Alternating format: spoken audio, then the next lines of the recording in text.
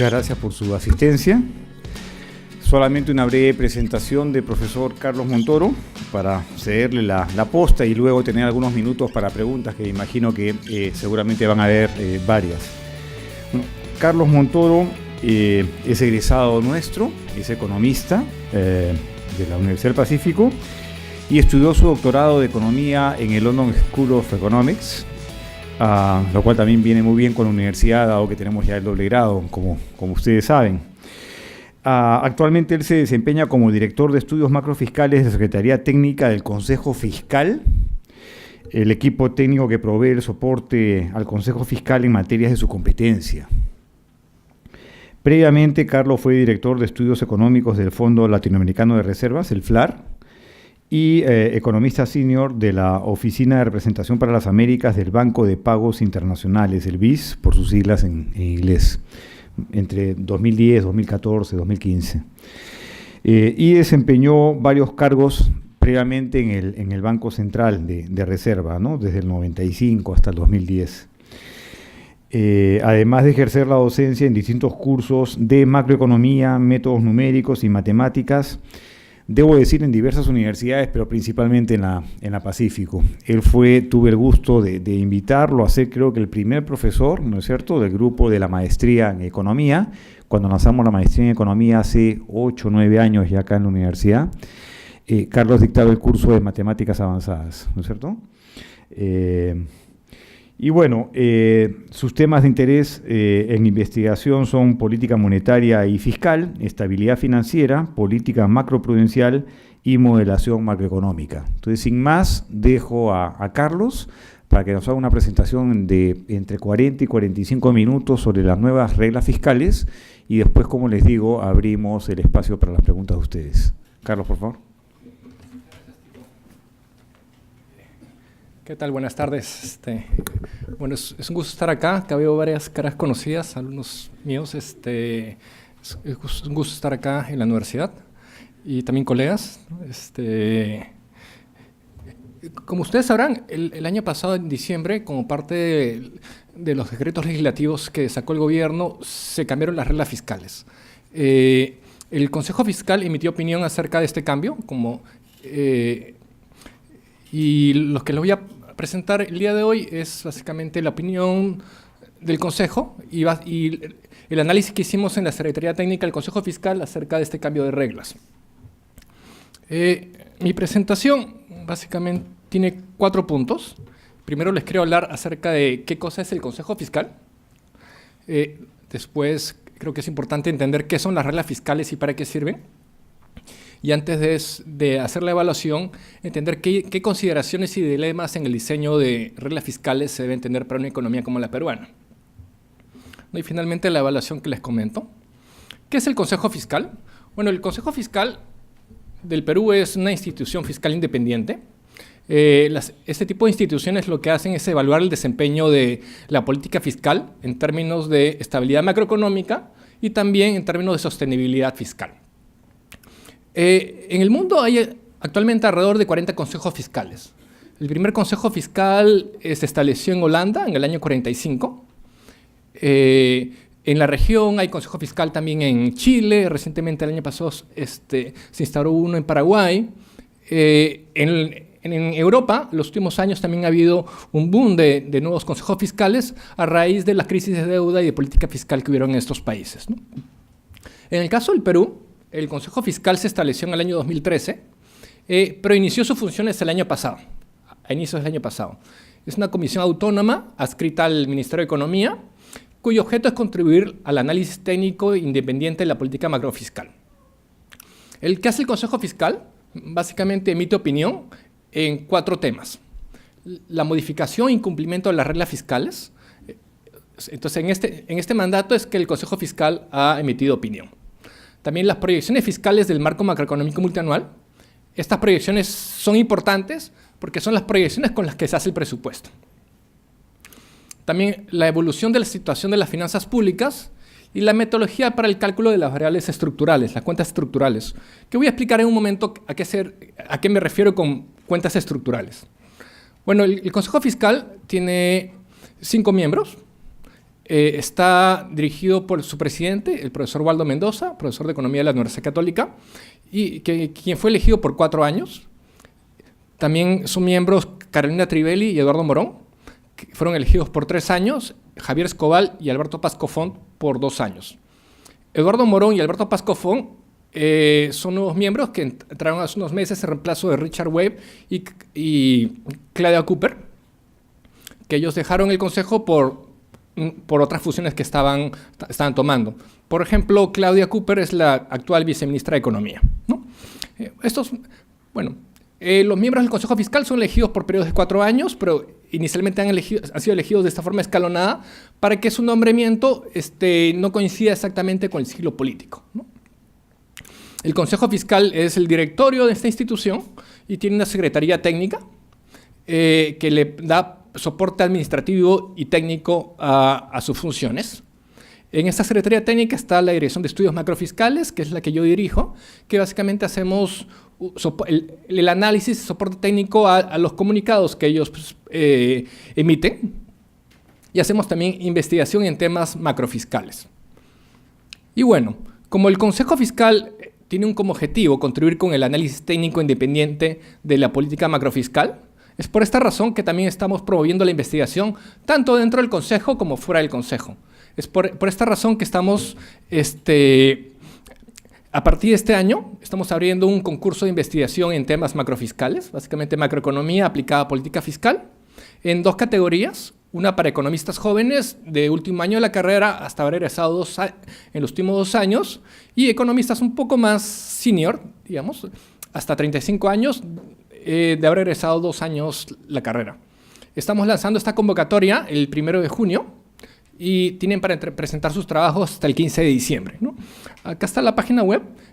Por ahí habían unos folletos acerca del concurso. Si tienen alguna duda, pregunta, también les podemos aprovechar el momento, o pueden entrar a nuestra página web para ver las bases. Bueno, segundo, ¿qué son las reglas fiscales? Básicamente, las reglas fiscales son restricciones permanentes en la política fiscal que se expresan en términos de un indicador del desempeño fiscal. Una variable que tiene que ser en alguna variable. Por ejemplo, el déficit fiscal, la deuda, el gasto público, los ingresos, ¿no? La idea de las reglas fiscales es fortalecer la sostenibilidad fiscal en el largo plazo, corrigiendo sesgos que existen en la formulación de la política fiscal.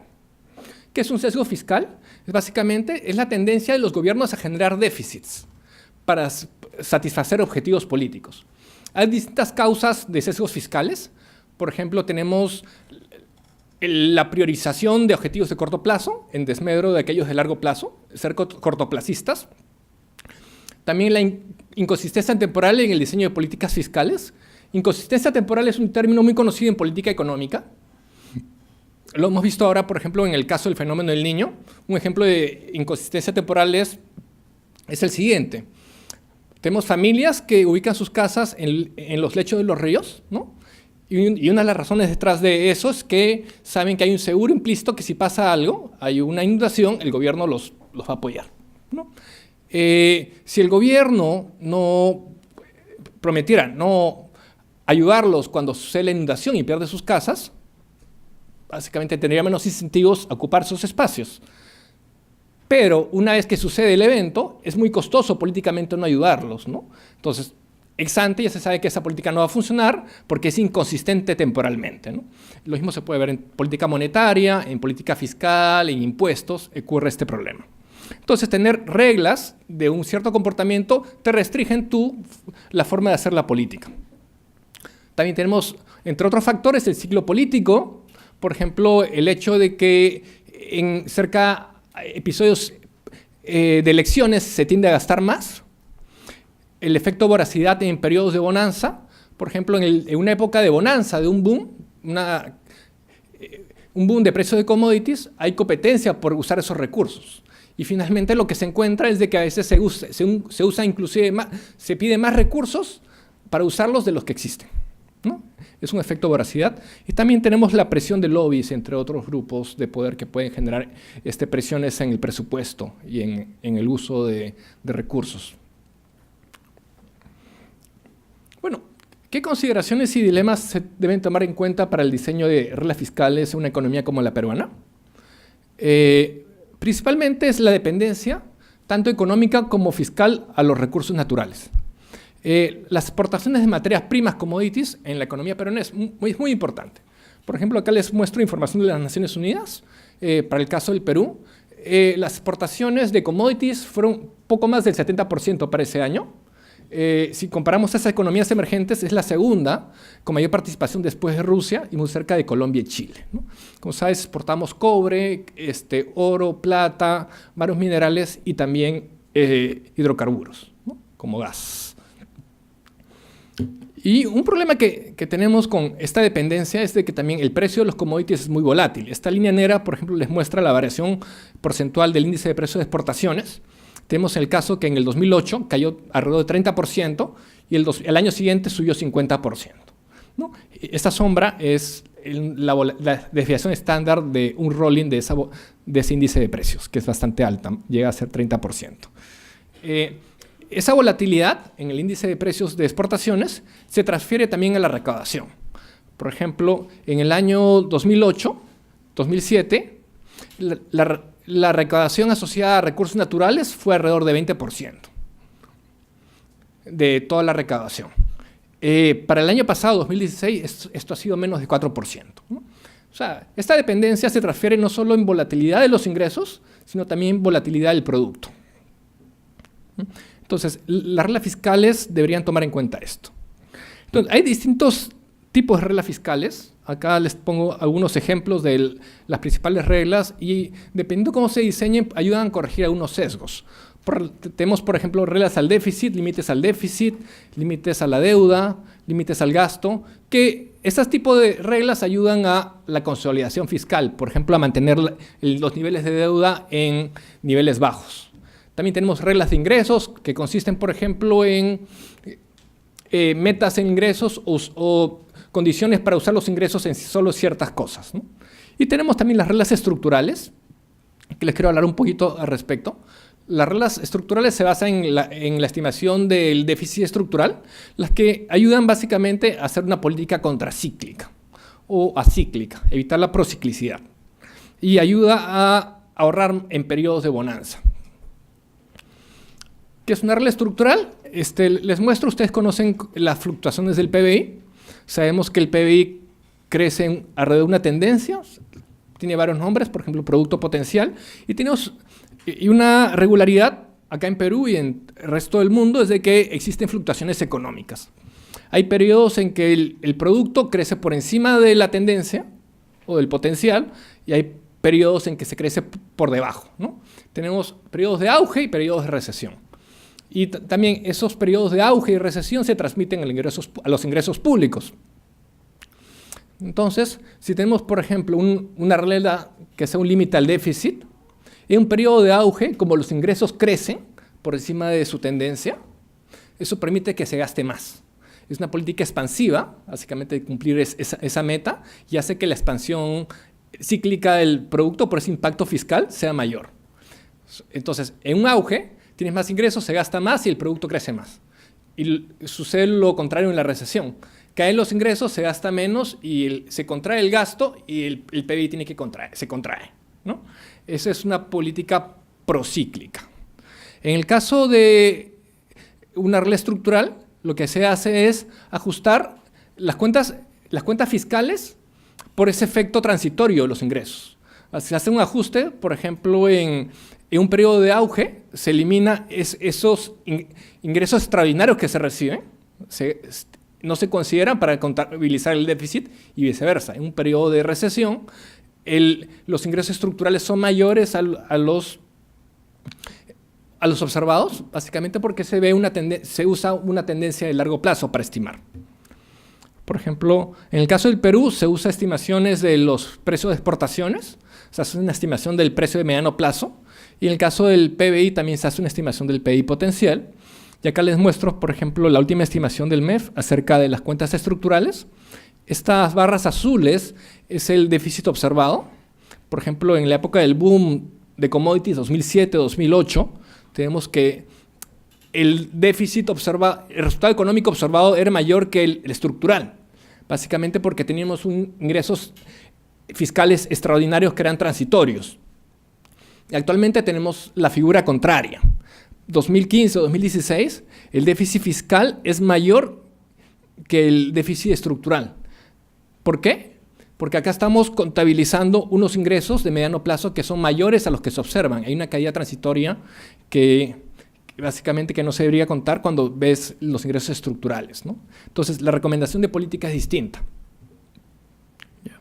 Entonces, pero una crítica que se le ha hecho a las cuentas, a las reglas basadas en el déficit estructural, es que se basa en una variable no observada, que es, por ejemplo, el producto potencial, los ingresos estructurales, y por eso es menos transparente, ¿no? Yo lo quiero plantear con el análisis que les voy a mostrar, que en realidad existe como en política monetaria hay un dilema, generalmente hay un dilema entre estabilizar el producto y estabilizar la inflación. En términos de política fiscal y el diseño de reglas fiscales, lo que tenemos acá es un dilema entre tres cosas. Uno, sostenibilidad fiscal, transparencia y estabilidad macroeconómica. Por ejemplo, vamos a tener reglas fiscales, como las reglas de déficit, que te promuevan tener un ratio de deuda más estable y son más transparentes, en términos de que dependen de variables observadas.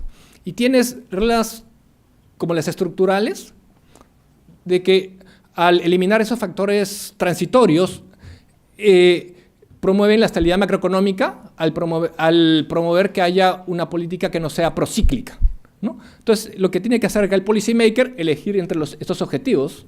Lo que le voy a mostrar es de que el marco fiscal anterior le ponía más peso a la estabilidad macroeconómica y actualmente le pone más peso a la sostenibilidad fiscal y la transparencia, ¿no? Bueno, ahora les voy a contar acerca de la evaluación del nuevo marco macrofiscal que hicimos. Primero les voy a contar una línea de tiempo de cómo han sido las reglas fiscales en el Perú. Las primeras reglas fiscales se establecieron en el año 99, que rigieron a partir del año 2000, en la Ley de Prudencia y Transparencia Fiscal. Tenía reglas basadas en variables observables, que eran límites al déficit, límite al crecimiento del gasto público y límite al crecimiento de la deuda pública. Este fue el primer conjunto de reglas. Esta ley se cambió de nombre a Ley de Responsabilidad y Transparencia Fiscal, que básicamente lo que hace es introducir reglas para los gobiernos subnacionales. Los gobiernos subnacionales son los gobiernos regionales y locales, ¿no?, que cada vez son más importantes en nuestra economía. Bueno, en el año 2013 se estableció la Ley de Fortalecimiento de la Responsabilidad y Transparencia Fiscal, que trajo un conjunto de nuevas reglas fiscales que se basaban en el concepto de reglas estructurales. Teníamos una regla de gasto que se basaba en una guía sobre el resultado económico estructural y también crecimiento para un tipo de gasto corriente, que es el gasto de remuneraciones y pensiones. Se le ponía un tope al crecimiento de ese tipo de gasto asociado al crecimiento potencial. Y finalmente, en diciembre del año pasado se promulgó este nuevo marco de responsabilidad y transparencia fiscal, que básicamente para el lado macro tiene 4 reglas fiscales. Ahora las voy a explicar en un poco más de detalle, pero básicamente es una regla de deuda, una regla de límite al déficit económico, una regla de crecimiento del gasto no financiero y el gasto corriente del gobierno general. Y les explico en un momento más detalles, ¿no? Creo que para contarles este timeline es mejor mostrarles un gráfico, cómo ha sido la evolución. Acá tengo los datos del 2000 hasta el año pasado. Por ejemplo, estas barras plomas es el déficit fiscal, o sea, positivo es déficit, negativo es superávit. Inicialmente, esta línea roja punteada es el límite que se estableció. Fue un límite de 1% al déficit. Y después teníamos estas líneas azules que aparecen ahí, son límites transitorios que hubieron, ¿no? Hubieron dispensas, 2001, 2002. Principalmente se cumplió estos límites de déficit, esas reglas, en el periodo del boom de commodities, donde tenías mayores ingresos y en realidad se tuvo superávits en estos periodos.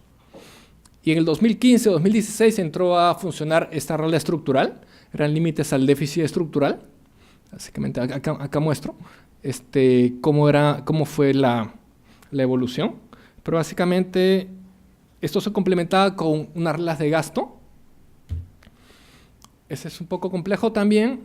Les cuento un poco cómo ha sido la evolución de las reglas fiscales en este gráfico. Tenemos dos variables. Las barras azules, el crecimiento real del gasto no financiero del gobierno general, y las plomas es el crecimiento real del gasto corriente. Entonces, hubieron distintas reglas. Primero, la línea roja era un límite al crecimiento del gasto no financiero de 2%, que subió a 3%, se hicieron dispensas, se cambió el componente de la regla, que imaginen que sea, en vez de gasto no financiero, que sea gasto en bienes y servicios, incluyó remuneraciones, después remuneraciones, pensiones, se quitó el gasto de mantenimiento, y así hubieron varios cambios. Y en 2015-2016 se impusieron estos topes asociados al crecimiento potencial y al déficit fiscal estructural, básicamente. Pero la idea de este gráfico es que han habido varios cambios y la evolución, y se incumplieron varias veces, ¿no? Entonces, lo que se muestra acá es de que, si bien las reglas fiscales han sido una guía, su cumplimiento no ha sido, digamos, al pie de la letra, ¿no?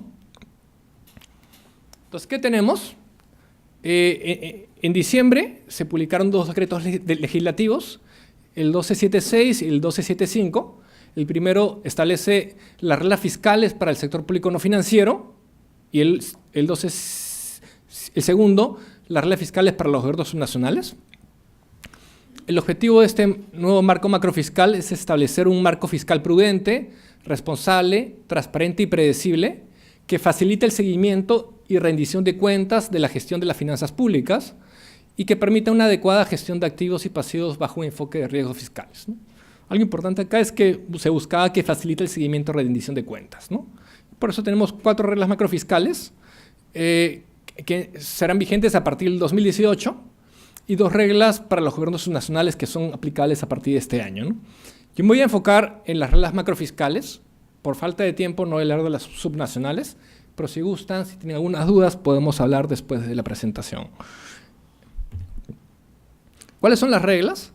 Primero tenemos una regla de deuda, un límite a la deuda pública de alrededor de 30% del PBI.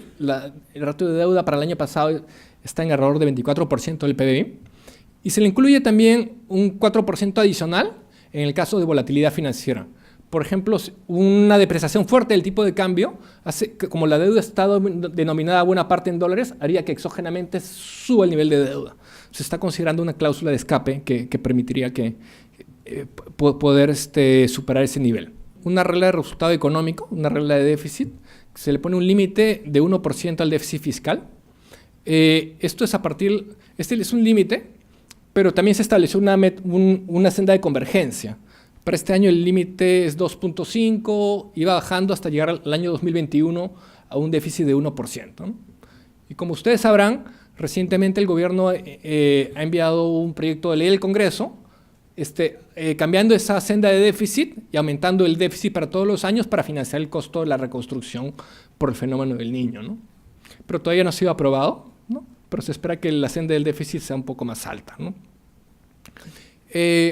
Tenemos también una regla del crecimiento del gasto no financiero.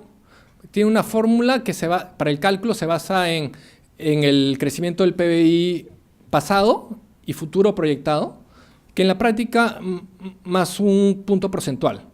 Entonces, en la práctica tenemos actualmente un tope al crecimiento real del gasto no financiero de 6%, y algo similar para el gasto corriente. El tope al crecimiento del gasto corriente es menor, es alrededor de 4%. La idea es promover la inversión pública y que el gasto corriente crezca menos que el gasto total, ¿no? Entonces, ¿cómo interactúan estas reglas fiscales? Bueno, tenemos 4 reglas fiscales. Las 3 primeras te determinan el nivel de gasto financiero, gasto no financiero. Y la última te determina la composición del gasto no financiero entre gasto corriente y gasto de capital, que es inversión pública.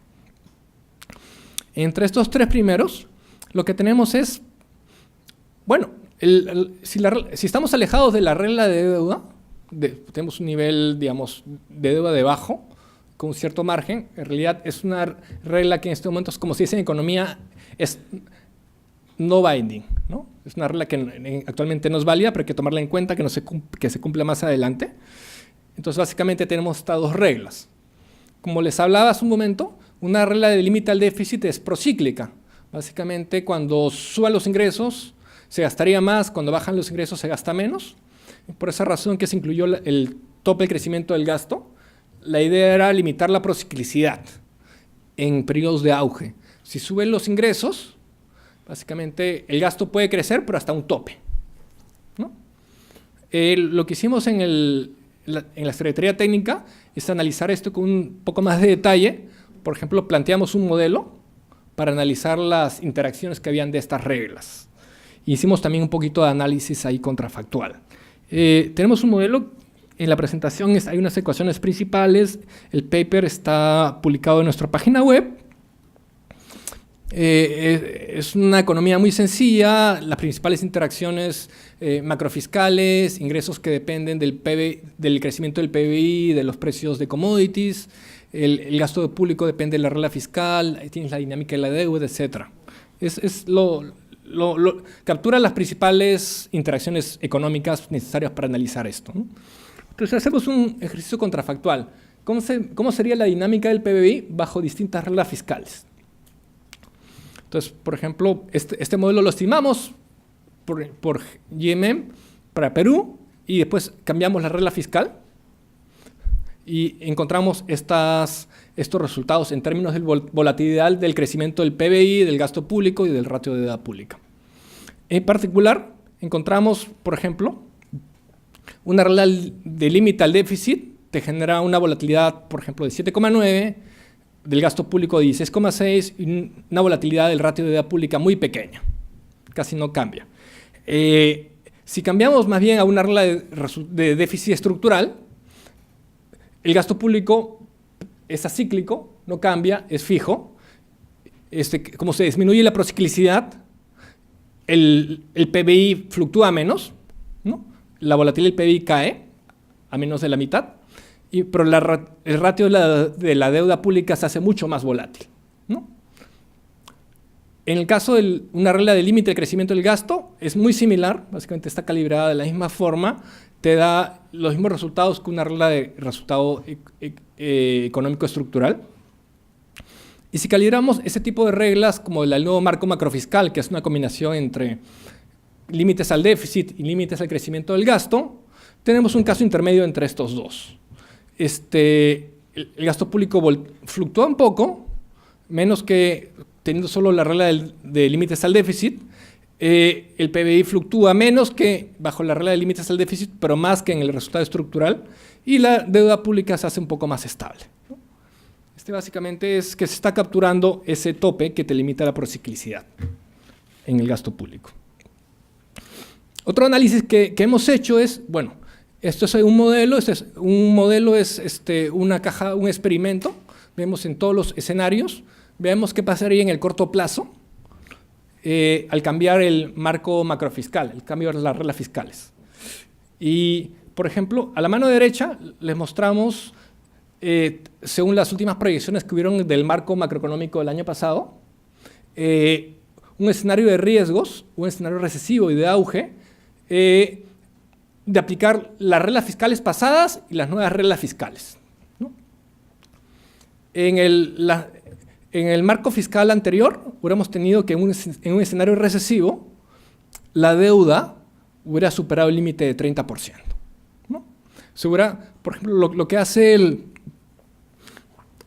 una regla estructural, en este caso es, por ejemplo, tienes un escenario recesivo, transitoriamente tiene menos ingresos, por lo que hace la política fiscal es mantiene el gasto público, porque no depende del ciclo económico, es acíclico.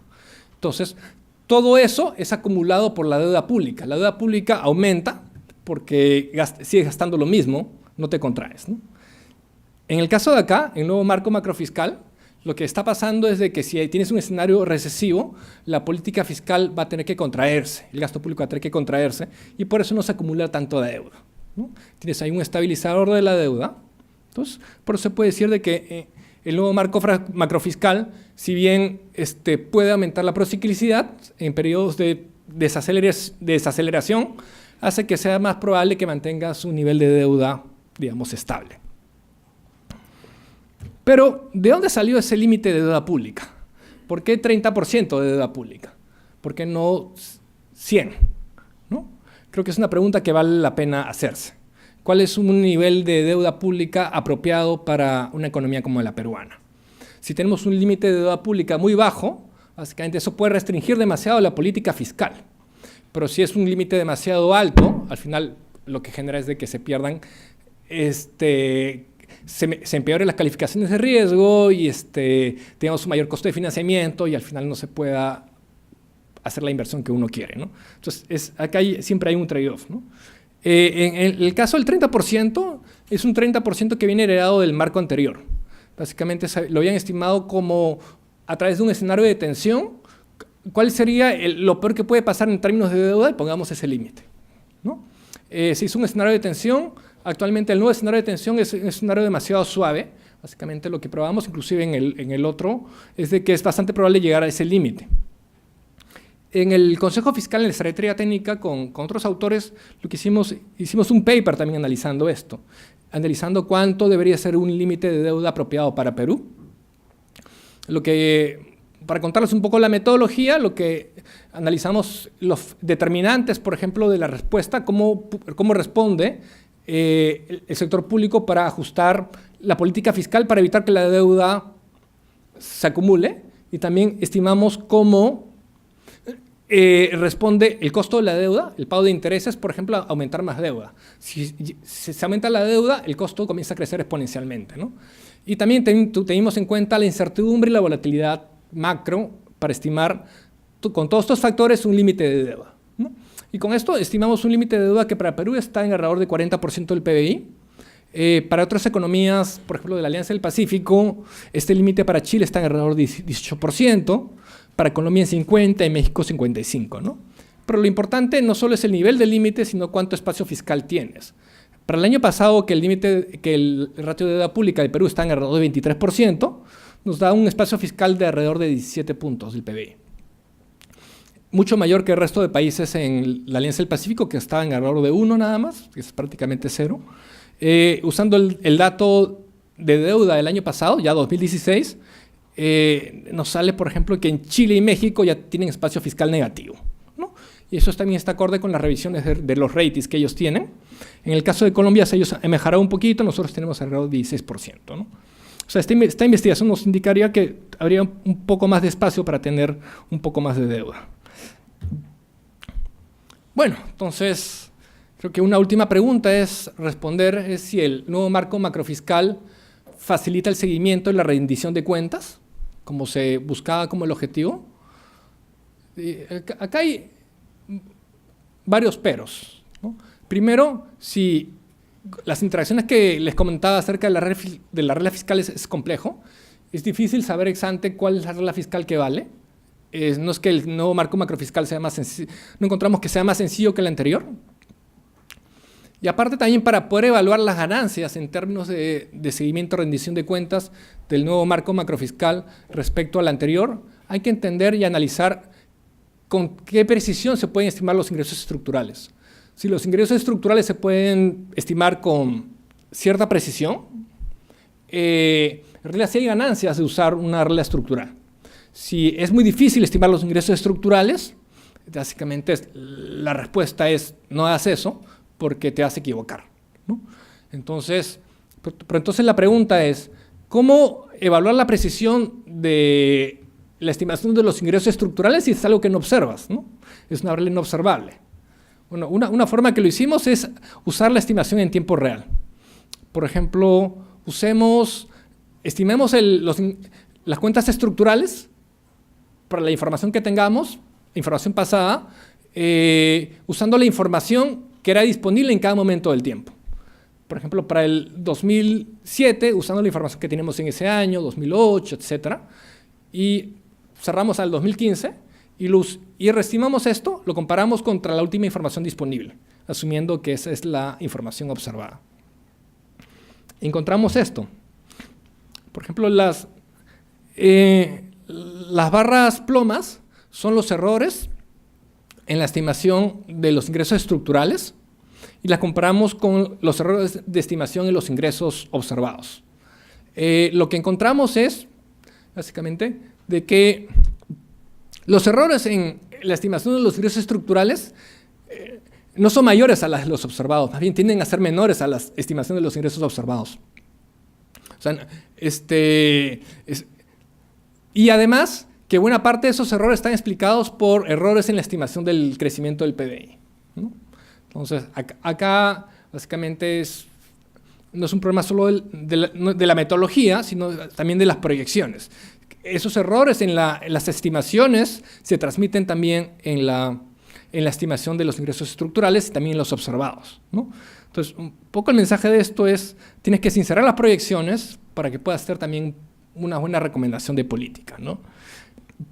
Y no es que la estimación de ingresos estructurales esté mal per se, ¿no? Y creo que es algo que no se debería dejar haciendo. El MEF lo sigue haciendo, es una guía para saber cómo estamos. Y creo que acá hay una agenda todavía para mejorar.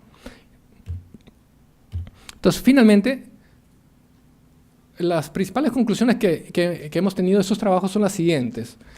Primero, desde su implementación inicial, las reglas macrofiscales han sido cambiadas muy frecuentemente, ¿no? Es básicamente el marco macrofiscal anterior tenía 2 años, digamos, de creado. Creo que es muy poco tiempo para evaluar si funcionó o no funcionó. Y bueno, acá se acaban de cambiar el marco macrofiscal. Creo que nuevamente lo que vale la pena es también dejarlos funcionar un poco y tener ese tipo de charlas y poder discutir cuál debería ser el diseño óptimo de reglas fiscales para una economía como la peruana, ¿no? Pero definitivamente los cambios no son buenos. En términos de análisis, no te deja espacio para poder evaluar si lo estás haciendo bien o no. Y como le he mostrado, el nuevo marco macrofiscal ayudará a estabilizar el ratio de deuda pública sobre PBI en los próximos años, pero como contraparte también incrementará la prociclicidad del gasto público, en particular en periodos en que los ingresos estén cayendo, ¿no? Porque tenemos ese tope, cuando suban, tenemos ese tope que te restringe la prociclicidad.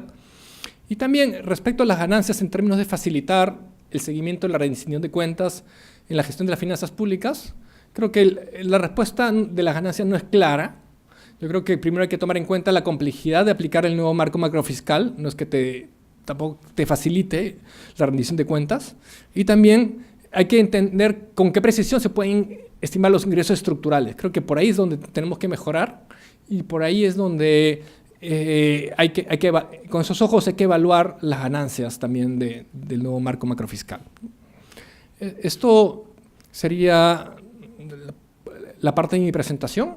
Bueno, creo que hay tiempo para preguntas, para complementar algunos temas que no haya podido profundizar, ¿no? Gracias.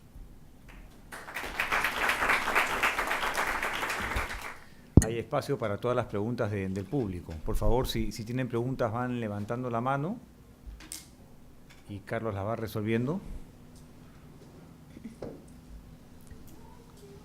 Julio, ¿hay algún micro? Por favor. Sí, acá adelante. Acá también, ¿no? Gracias.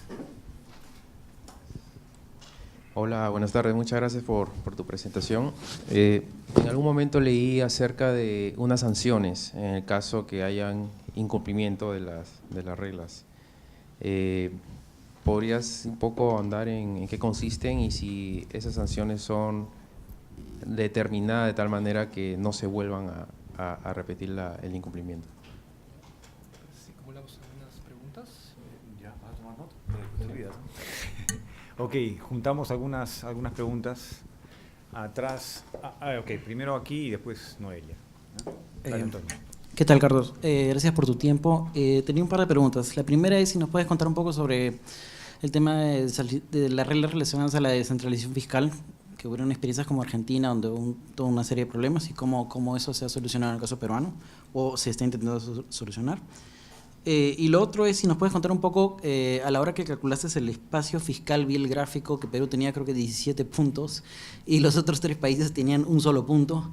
Si nos puedes dar una intuición de por qué, digamos, Chile está tan tight y nosotros estamos tan loose, no sé, en relación al espacio fiscal. Gracias. Cecilia y Ya. cerramos. ¿Ya? Hola Carlos, gracias por tu presentación. Yo tengo dos preguntas, una relacionada digamos, acláranos, ilústranos a ver si ha habido algún cambio respecto a… Yo no sé si se contabiliza, cómo se contabiliza el tema del registro de la deuda implícita por pensiones.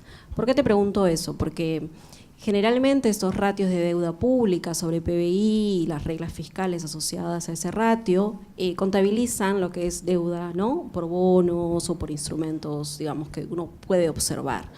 Pero la deuda implícita de pensiones básicamente es una deuda que se calcula en base a lo que el gobierno tiene que pagar por pensiones públicas en el mediano y largo plazo, se trae a valor presente y hasta donde yo sé esto, bueno, no se contabiliza formalmente como deuda, ¿no? Yo no sé si ha habido algún cambio al respecto. Y la segunda pregunta es asociada a largo plazo. Dentro del Consejo Fiscal tienen una mirada, digamos, de la evolución de estas reglas o en el largo plazo, y en particular si se tiene en cuenta el impacto que va a tener el proceso de envejecimiento que vamos a sufrir como país, ¿no? ¿Qué es eso para los chicos que no saben mucho al respecto? Es que en unos 15 o 20 años lo que va a pasar es que va a haber un gran cambio en nuestra estructura poblacional. Van a haber, digamos, más gente adulta mayor viviendo por más tiempo y al mismo tiempo vamos a tener menos niños naciendo.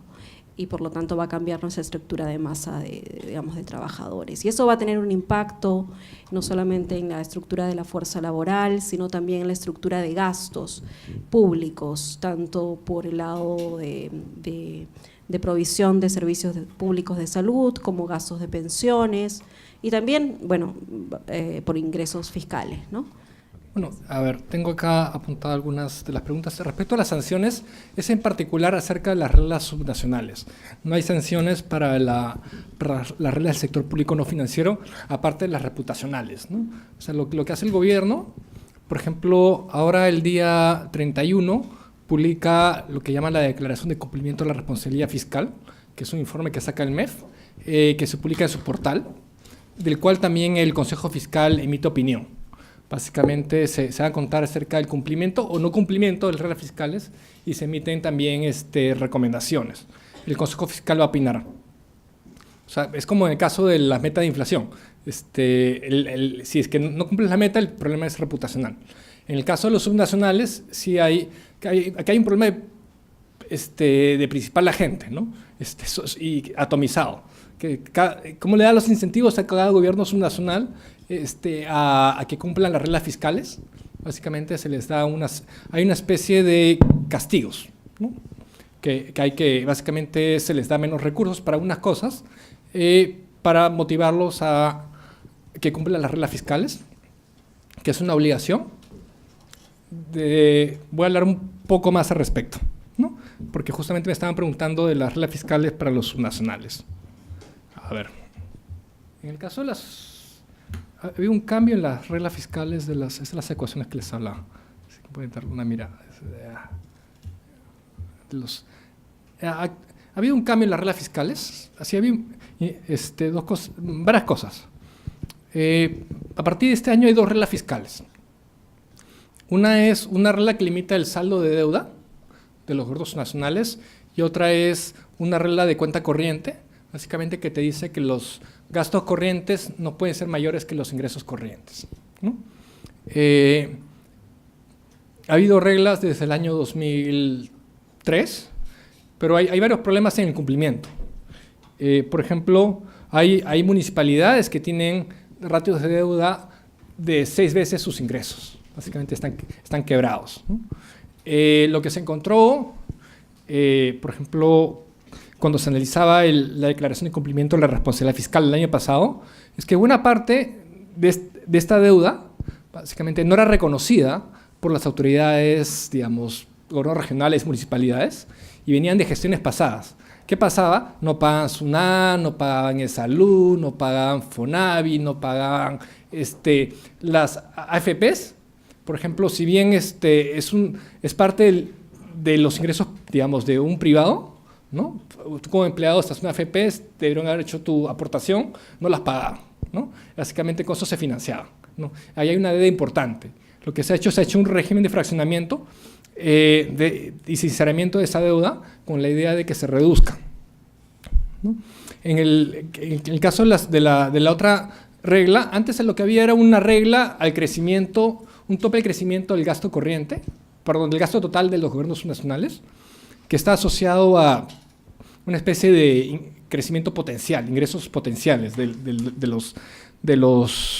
cada gobierno nacional.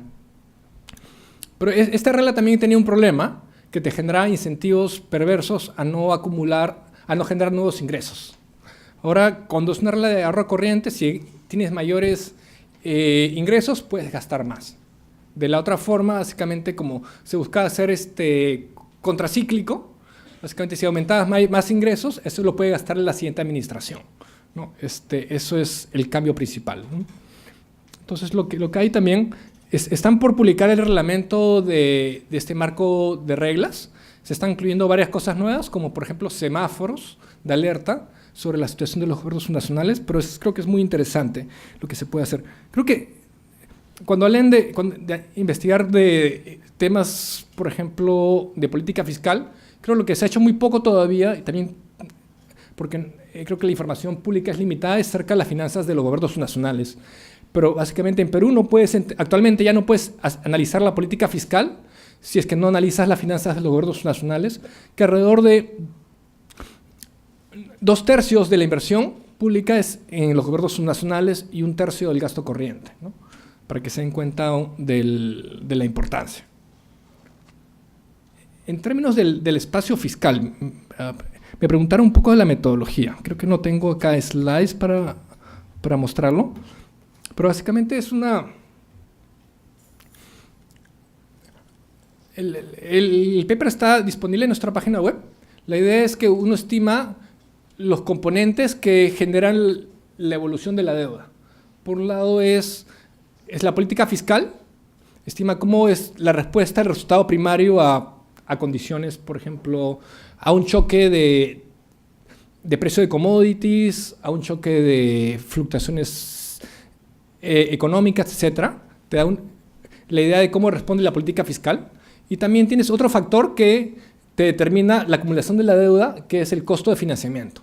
El costo de financiamiento, por ejemplo, si es que es más volátil, te genera incertidumbre y básicamente lo que tienes que hacer es tener un ratio de deuda más bajo. Entonces, ¿por qué tenemos mayor espacio fiscal que Chile, por ejemplo? Algo que analizamos en uno de los papers era de que una de las razones que está detrás de eso es la estabilidad cambiaria. Como el peso chileno es más volátil, su ratio de deuda es más volátil, entonces tienes que tener un buffer mayor y no acumular tanta deuda que nosotros. En el caso del sol peruano, como es menos volátil, básicamente la deuda se hace menos volátil. Esto te genera ciertas ganancias en el espacio fiscal, ¿no? Es una condición, es algo, un spillover de la política monetaria a la política fiscal. Y me hacían varias preguntas sobre el tema de la deuda implícita de pensiones. Básicamente, hay discusiones acerca de si se incorpora en la deuda pública o no se incorpora en la deuda pública. También tenemos un documento que está en nuestra página web acerca de, por ejemplo, lo que dice el manual del fondo al respecto. El último manual del fondo te dice, por ejemplo, que la deuda implícita de la 19990 no iría como deuda pública, pero sí te diría que incorpores la deuda pública a la 20530, porque hay un contrato social que está detrás. Acá tengo que decir que acá nos falta mucho. Por ejemplo, no tenemos una evaluación completa de toda la deuda implícita por pensiones. Tenemos la 19990, no tenemos toda la 20530, también tenemos la deuda implícita de la caja de pensiones militar, que actualmente también está en discusiones, cambios que podrían tener costos fiscales significativos.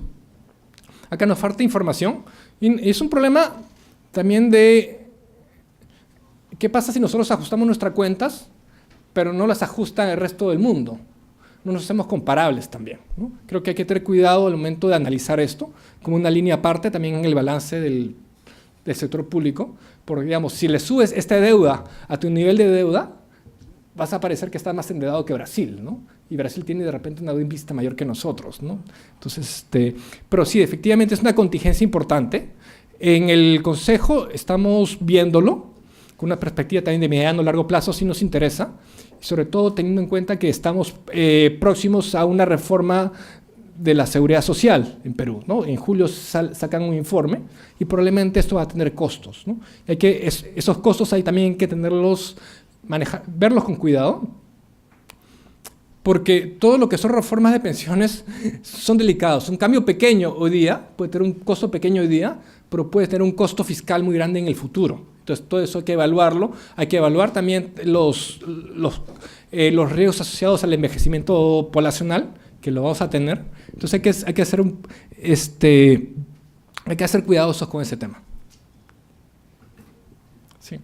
Gracias. Teníamos entonces ya una pregunta para empezar la segunda ronda. Sí, ¿qué tal? Me da curiosidad, o sea, considerando que en nuestro país tenemos un muy fuerte problema de informalidad, si es que estos nuevos marcos macrofiscales incluyen o están acompañados de alguna especie de política de formalización de mercados. Roberto, acá otra pregunta. Gracias, Carlos, por la excelente presentación. Te quería hacer una consulta con todas estas reglas fiscales que nos han mostrado, si existe en la literatura probando como que si alguna de estas reglas fiscales te promueve un mayor crecimiento en el largo plazo, ¿no? El canal es, si eres mucho más estable, creces más, si eres más inestable, vas a crecer menos en el largo plazo. Y aunado a ese punto, no sé si has visto las experiencias de otros países, hacia qué reglas son las que han adoptado en su mayoría, ¿no? Gracias.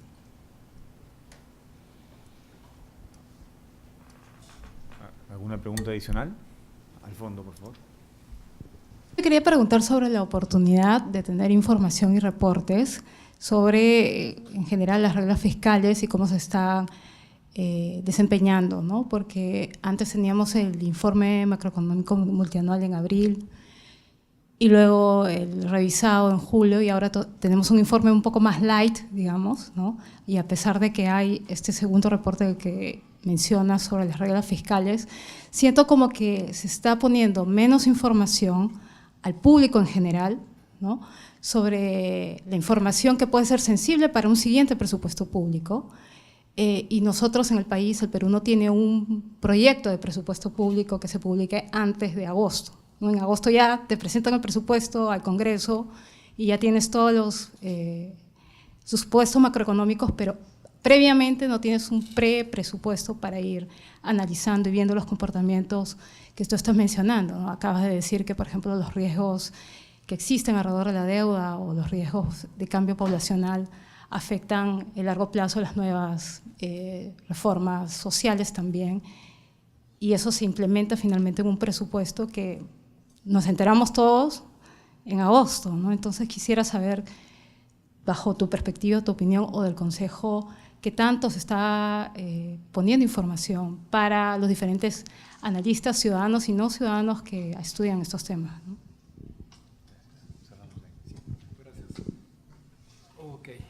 Gracias por las preguntas.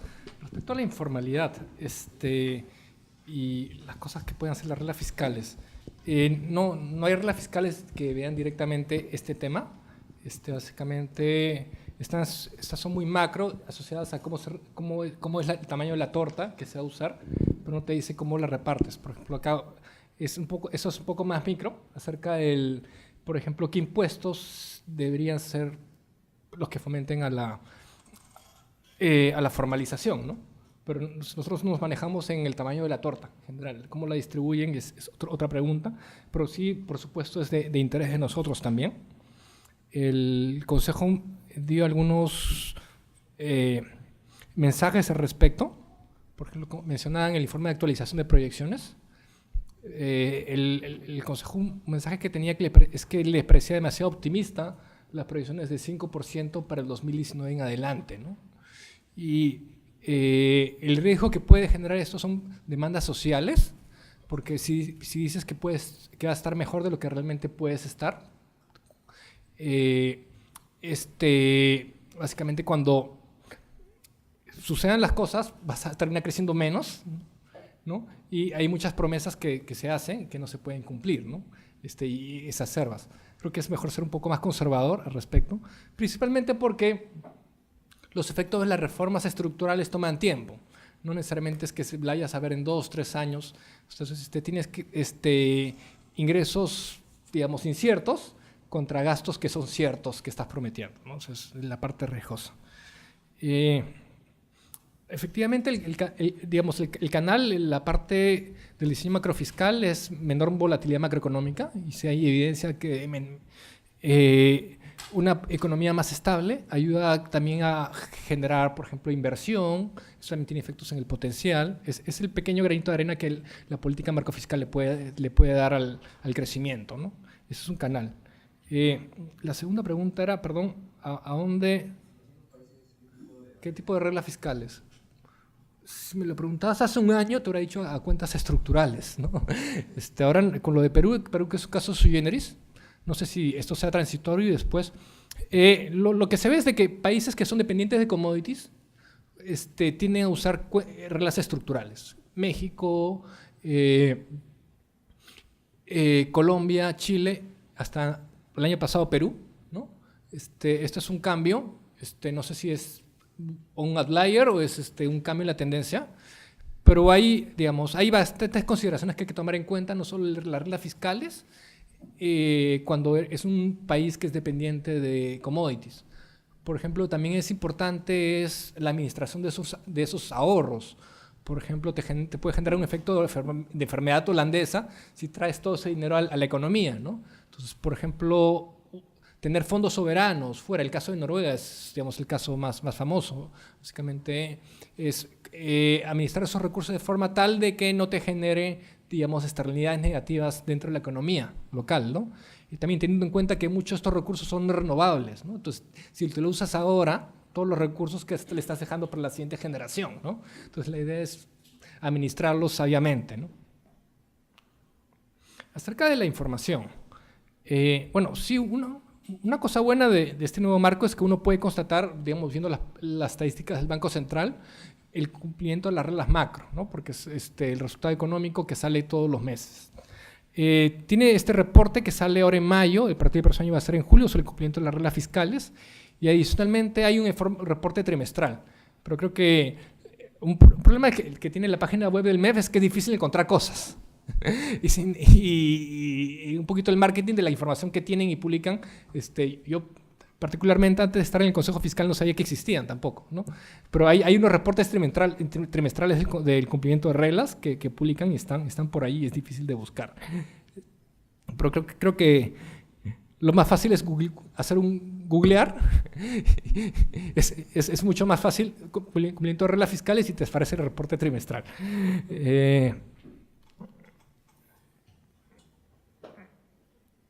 Acerca del presupuesto público, también ese es un tema. Algo que está haciendo el MEF a partir de este año, yo creo que el ministro lo ha mencionado de repente un par de veces, se está moviendo a un presupuesto multianual. Inicialmente una asistencia técnica del fondo y se está viendo para, a partir de este año, hacer un presupuesto bianual. No se puede hacer que sea un presupuesto binding, porque en la Constitución te dice que el presupuesto se aprueba para el año siguiente y se presenta el 30 de agosto, ¿no? Pero es una referencia, tomando en cuenta, si por ejemplo, compromisos de inversión multianual, contingencias que hayan aparecido, y hay gasto inflexible, que es algo que también le recomendamos al MEF que incluya en su marco macroeconómico, ¿no? Porque con el nuevo marco macroeconómico ampliaron a un año más el periodo de proyecciones, de 3 a 4, pero creo, digamos, uno puede poner 20 años, ¿no? Pero de acá a 20 años, ¿qué proyectas? No todo se da el potencial. Es muy complicado. Creo que la ganancia de incluir, digamos, un horizonte de proyección más largo es justamente incluir proyecciones de estas variables que te hacen más inflexible el presupuesto. Compromisos de inversión, pasivos previsionales, todos que tienes una proyección en los próximos años, para saber, por ejemplo, también los pagos de APPs, por ejemplo. Esto, digamos, tiene un pico de acá 5 o 6 años y acá 5 o 6 años al siguiente gobierno le está quitando espacio fiscal, ¿no? Todo eso tiene que estar considerado y tiene que ser explicitado, ¿no? Eso creo que por ese lado sería bueno moverse. Sí. ¿Hay alguna pregunta para una tercera ronda? Sí, por favor.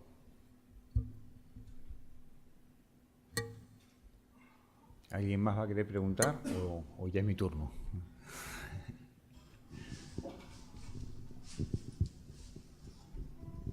Gracias. Mi pregunta era respecto al KPI potencial estiman ustedes, con cuál trabajan ustedes, porque bueno, el Banco Central está alrededor de 4, 3,8, y tal vez debería ser menos, y quería saber más o menos ustedes con cuál trabajan, ya que eso marca diferencia al momento de estimar las cuentas estructurales.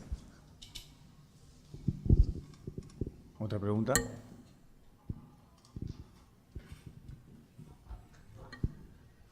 A ver, entonces voy a hacer yo alguna. Como has estado respondiendo ahora a algunas preguntas, creo que fueron las de Nelson, pero también en tu exposición, no me termina de quedar claro, ¿no? Tu posición o la posición del Consejo Fiscal en términos de qué cosa es más conveniente, si tratar de estabilizar, ¿no?, el ratio de deuda o tratar de estabilizar un poco más el flujo de gasto, ¿no? Porque tú reconoces que ahora al cambiar de reglas hemos logrado, ¿no es cierto?, estabilizar un poco, ¿no?, el tope de deuda pública sobre PBI, pero a costa de que sea un poco más procíclico, ¿no?, el gasto público. Y entonces voy a la discusión eterna, pues, de políticas macro, ¿no?, de clásicos versus keynesianos, ¿no? Si yo tengo un poco más el sesgo, ¿no?, keynesiano, yo puedo pensar, ¿no?, que el gasto debería ser una variable más anticíclica, ¿no es cierto? Y por lo tanto me preocuparía que ahora esté quedando un poco procíclica. Pero si tengo el sesgo un poco más clásico, yo podría decir ninguna de estas cosas me satisface y de repente la regla fiscal podría ser, no sé, estabilizar, ¿no?, los impuestos, las tasas impositivas. Eso es lo verdaderamente relevante, eso es lo que genera predictibilidad, ¿no?, confianza. ¿Y qué importa, pues, qué pase con las cuentas fiscales en el corto plazo? Porque finalmente va a haber booms y va a haber déficit y por lo tanto lo que importa al final es el contexto intertemporal, ¿no? Entonces, de repente la pregunta va un poco por ahí, ¿no? No solamente si tú ves que hemos evolucionado con este cambio, más allá de que efectivamente las reglas deberían durar más, ¿no?, para probar si funcionan o no funcionan, o si es que en realidad deberíamos pensar en algo totalmente fuera de la caja, ¿okay?, que es en realidad juguemos a estabilizar los impuestos, porque el problema es de que siempre hay mucho incentivo para cambiar los impuestos, ¿no? Entonces, es una primera gran pregunta. Y la segunda, bueno, algo ya mencionaste, porque a raíz de la pregunta de Noelia sobre el tema de las pensiones, yo inmediatamente pensaba también en los pasivos contingentes de las APPs, ¿no es cierto?, ya comprometidos y el temor que está teniendo el gobierno anterior, los últimos 2 años, y este gobierno probablemente por otros motivos, pero que finalmente vemos que en realidad no salen nuevos proyectos, al margen de si realmente la variable, ¿no?, en juego es efectivamente no quiero comprometer más las cuentas fiscales con estos cofinanciamientos de proyectos, ¿no? Y solo un tercer comentario final, ¿no?, para generar discusión con lo que también te había preguntado, Antonio. Vamos a leer el paper. Tú nos has dicho que el paper ya está colgado en la web, pero se hace difícil, ¿no?, ver de que en función a las respuestas que dabas de por qué Perú tiene tanto margen para hacer crecer su deuda, poder llegar hasta el 40%, Chile tenga 18, ¿no? O sea, al margen de que a Chile le quede un puntito por crecer, 18 a 40 es como que demasiada diferencia explicada solamente por el tema de, por ejemplo, mayor volatilidad cambiaria, ¿no? Eso es. Gracias. Gracias, Tito. A ver. Creo que nosotros primero no tenemos estimaciones del PIB potencial, pero sí estamos analizando todas las proyecciones que hay. Personalmente creo que estamos más cerca del 3,5 que del 5. Ahí creo que al momento de analizar el PIB potencial hay que tener en cuenta de que Digamos, hay algunas cosas tienes dos sectores, el primario y el no primario, y digamos, muchas de esas ganancias en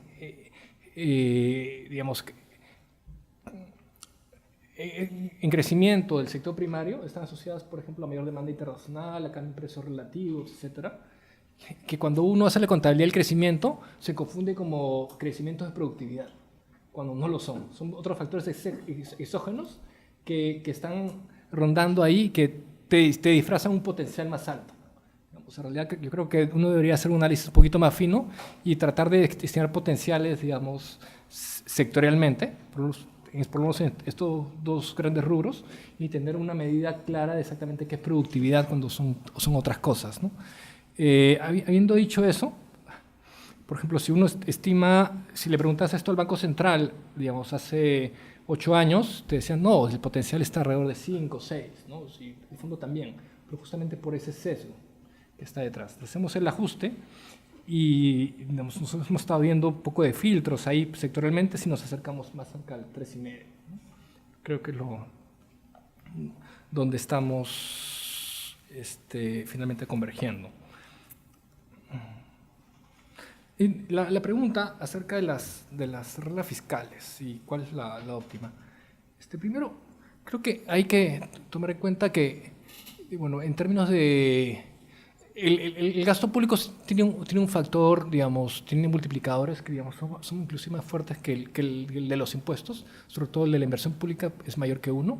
Entonces, hay evidencias que puede tener bueno, es pequeño, digamos, tenemos ratio de deuda pública de inversión de 5 puntos del PBI, pero algo hace para estabilizar el ciclo y contrarrestar un poco estas fluctuaciones.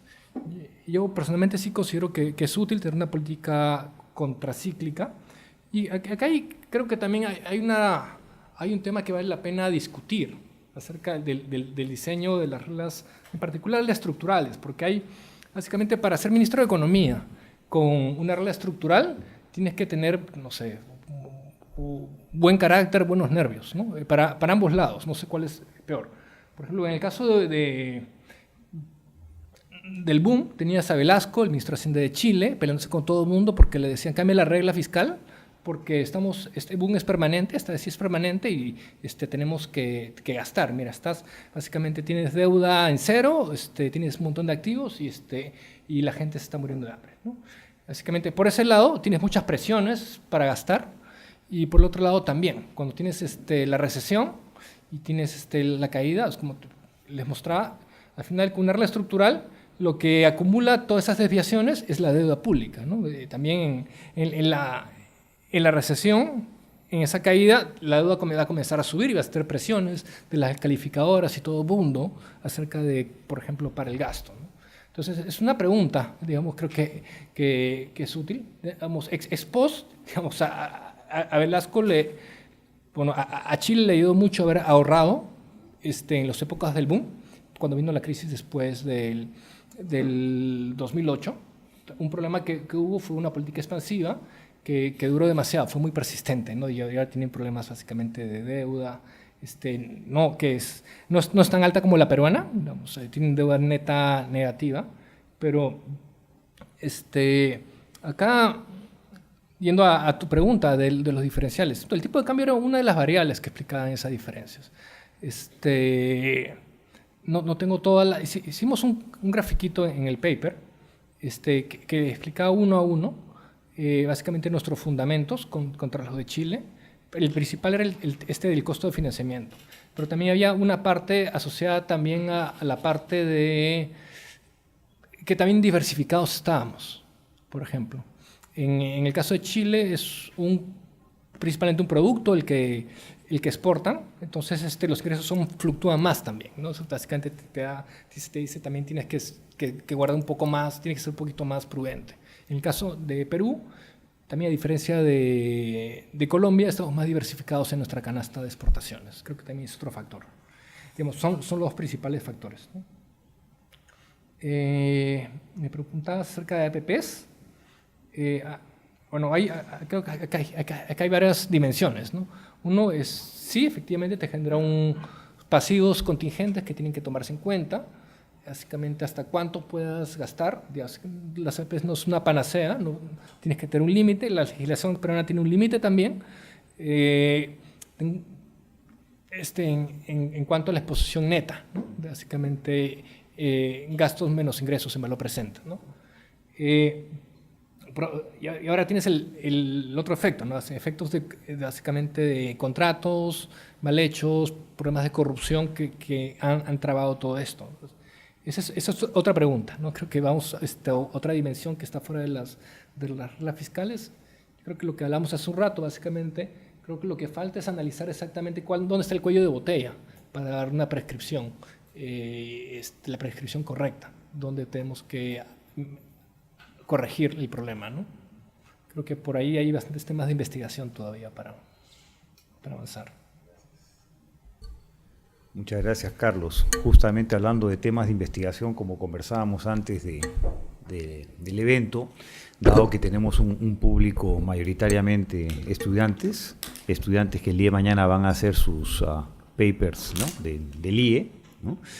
Y porque además empezaste tú mostrando este nuevo concurso, ¿no? que está auspiciando el Consejo Fiscal, tanto para gente como efectivamente, ¿no? este grupo que estamos mencionando, los papers del IE, como luego para incluso también la maestría, ¿no? Porque algunos de ustedes probablemente también se animen a hacer la maestría en economía con nosotros, y ese tipo de papers también pueden participar del segundo concurso, ¿ok? De repente hacer la invitación, ¿no? a que empiecen a preocuparse también por estos temas de investigación, ¿no? No tenemos muchos temas fiscales en general últimamente, probablemente porque el tema fiscal era muy aburrido, pero el tema fiscal, para mal creo yo, en este caso, está empezando a ser nuevamente movido, ¿no? Así que sepan, ¿no? Aprovechemos la visita de Carlos, ¿no? Para que lo conozcan aquellos que no lo conocen. Él ya está retomando las clases con nosotros. El ciclo pasado dictó Macro 2, entiendo, ¿sí? Este ciclo que viene va a dictar Política Económica, así que lo vamos a tener más cercano, así que también para poder contar con su colaboración como posible asesor, ¿no? En los temas de investigación de ustedes. Bueno, sin más, entonces nuevamente agradecer su participación y agradecer a Carlos con un fuerte aplauso.